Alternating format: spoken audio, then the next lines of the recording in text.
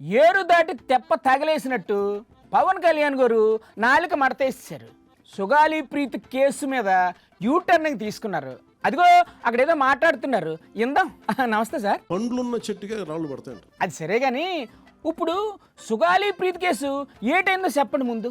ఎవరైతే చేయూతనిస్తారో, ఎవరైతే ఆదరిస్తారో వాళ్ళని తిడితే ఎట్లాగా? ఎవరు చేయూత ఇచ్చారు సార్? అసలు ఈరోజు సుగాలి ప్రీతి అనే కేసు ఎలా ఎక్కడి నుంచి బయటకు వచ్చింది మీరు చెప్పండి. ఆ పాపకు న్యాయం చేస్తామన్నారు, చేశారా లేదా ముందు ఆ విషయం చెప్పండి. ఇది ముఖ్యంగా మన ఎమ్మెల్యేలకు కానీ మీరు ఎంపీస్ యాజ్ అన్ ఎంపీస్ మీకు కూడా మీరు ఈ కేసెస్ మీద మీరు రేపు పొద్దున అసెంబ్లీలో గళం ఎత్తాలి, మీరు తప్పదు.